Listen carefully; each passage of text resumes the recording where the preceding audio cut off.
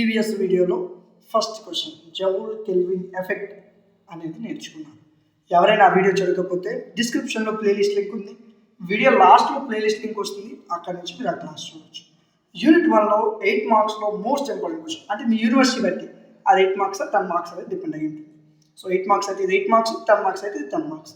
Question మారిపోదు, మార్కులు మారుతాయి, అది గుర్తుపెట్టుకో. ఓకే, రెండో important question Joule Thomson effect on porous plug experiment.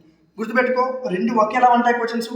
Joule Kelvin effect, Joule Thomson effect, ఈ రెండు ఒకటేనా? ఎలా అడిగినా ఒకటే, కానీ పోరస్ ప్లగ్ ఎక్స్పెరిమెంట్ అని అడిగితే ఈ క్వశ్చన్ రాయాలి, జౌల్ కెల్విన్ ఎఫెక్ట్ అని అడిగితే ముందు క్వశ్చన్ రాయాలి. ఓకే, సరే. జౌల్ థామ్సన్ ఎఫెక్ట్ అంటే చాలా సింపుల్గా ఉంటుంది, ఈజీగా నేర్చుకోండి. మన gas is transfer from constant high pressure, same ముందు నేర్చుకున్నదే. కాన్స్టెంట్ హై ప్రెషర్స్ నుంచి లో ప్రెషర్, హై ప్రెషర్ నుంచి లో ప్రెషర్కి గ్యాస్ అనేది ట్రాన్స్ఫర్ అయింది. దేని ద్వారా? బై పోరస్ ప్లగ్, మధ్యలో ఉన్న పోరస్ ప్లగ్ ద్వారా. ఇంతవరకు ముందు నేర్చుకోండి. కొత్తగా ఒక పదం వచ్చింది, ఇట్స్ టెంపరేచర్ చేంజ్.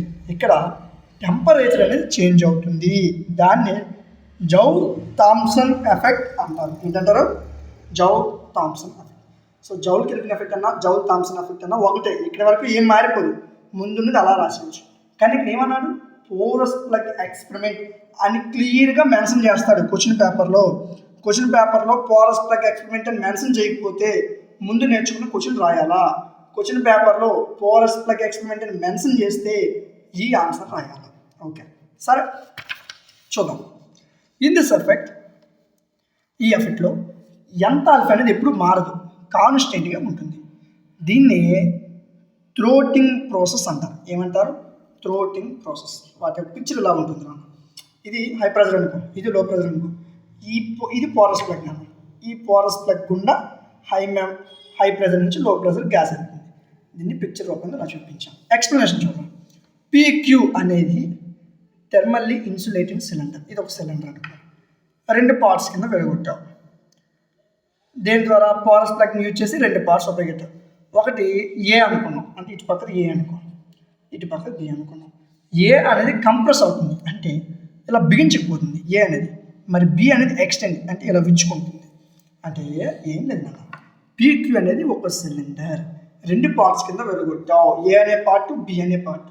ఏ అనే పార్ట్ అనేది కంప్రెస్ అవుతుంది, బి అనే పార్ట్ ఎక్స్టెండ్ అవుతుంది. ఇది ఫస్ట్ పాయింట్. నెక్స్ట్ పాయింట్ చూడండి.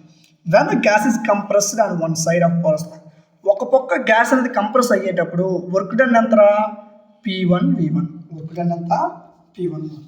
మరి అదర్ సైడ్ ఇంకొక పక్క జరిగినప్పుడు దాని యొక్క work done P2 V2.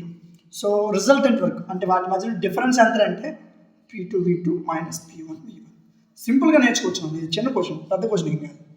Let U1 and U2 అనేది ఇంటర్నల్ ఎనర్జీస్ అనుకున్నట్లయితే, పోరస్ ప్లగ్ ఉన్న రెండు పక్కల ఉన్న బోత్ సైడ్స్కి కూడా ఇంటర్నల్ ఎనర్జీస్ U1 U2 అని తీసుకుంటే వాటి యొక్క చేంజ్ ఎంత అంటే, వాటి మధ్య డిఫరెన్స్ ఎంత అంటే U1 మైనస్ U2 అంట.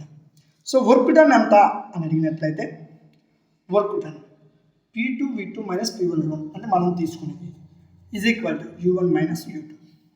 సో వీడిని తెచ్చరా, లేదనుకుంటే వీడిని అటు తీసుకెళ్ళిపో. U1 ప్లస్ P1 V1 అంటే వీళ్ళిద్దరూ ఒకటి, అంటే U1 plus P1 V1, U2 plus P2 V2. Minus అనేది అటు వెళ్ళిపోయింది కదా ప్లస్, మైనస్ అనేది ఇటు వచ్చింది కదా ప్లస్. అది కన్ఫ్యూజ్ అమ్మా. సో యాక్చువల్గా U ప్లస్ PV అనేది ఆటోమేటికలీ కాన్స్టెంట్ అండి. ఏ కాన్స్టెంట్ అంటే ఎంథాల్పీ, H అనే కాన్స్టెంట్కి equal. So H is equal to U plus PV. ఈ P1లో U1లో గుర్తుపెట్టుకోమాకు, అనవసరం అది. H is equal to U plus PV. హెచ్ని ఏమంటారు అంటే ఎంథాల్పీ అంటారు. ఎంథాల్పీ కాన్స్టెంట్ అని మనం ముందే నేర్చుకున్నాం కదా, క్వశ్చన్ స్టార్టింగ్లో నేర్చుకున్నాం కదా ఎంథాల్పీ అనేది కాన్స్టెంట్. అయిపోయిందా? జస్ట్ ఒక 3 to 4 minutes నువ్వు వీటి మీద దృష్టి పెడితే అయిపోతుంది. సో పోరస్ ప్లగ్ ఎక్స్పెరిమెంట్ అనేది కొన్నిసార్లు ఇది చిన్న క్వశ్చన్ అయినా సరే 10 మార్క్స్ ఇచ్చేస్తాను నాకు. అంటే దీంతో పాటు అటాచ్డ్ క్వశ్చన్ ఉంటుంది. ఈ క్వశ్చన్ అడియాబెటిక్ డిమాగ్నటైజేషన్ కల్పిస్తాడు. సో అటాచ్ క్వశ్చన్ ఉండొచ్చు, లేదా ఇది మీకు 4 మార్క్స్కి ఇచ్చే అవకాశం ఉంటుంది. అంటే మీ యూనివర్సిటీ బట్టి 4 or 5 అనేది మీరు గుర్తుపెట్టుకోండి. నేను 2, 4, 8 ప్యాటర్న్లో చెప్తున్నాను. సో మీ యూనివర్సిటీని బట్టి అది 5 మార్క్స్ 10 మార్క్స్ నువ్వు డిసైడ్. నేను చెప్పేది 2, 4, 8. సో నేను ఇక్కడ 4 అని చెప్పాను అనుకో, నీ యూనిట్ ఒకవేళ నీ యూనివర్సిటీ 5 అనుకో, ఇది 5 అని అర్థం. నేను 8 అని చెప్తున్నాను, నీ యూనివర్సిటీ 10 అనుకో, అది 10 అని అర్థం. ఓకేనా? క్వశ్చన్లు మారిపోవు, నేను వాడే పదజాలం మారిపోతుంది. ఇది సెకండ్ క్వశ్చన్. ఓకే, సో ఇందులో ఇంకొక క్వశ్చన్ ఉంది, అది అడియాబెటిక్ డిమాగ్నటైజేషన్. ఆ క్వశ్చన్ని మనం నెక్స్ట్ నేర్చుకుందాం. ఓకేనా? సో ఈ వీడియో మీకు నచ్చినట్లయితే లైక్ చేయండి, మీ ఫ్రెండ్స్ అందరికీ షేర్ చేయండి. ఇలాంటి మరిన్ని వీడియోస్ మీరు మిస్ అవ్వకుండా ఉండాలనుకుంటే మన ఛానల్ సబ్స్క్రైబ్ చేసుకొని పక్కనే ఉన్న బెల్ ఐకాన్ని ఆన్లో ఉంచుకోండి. Thank you.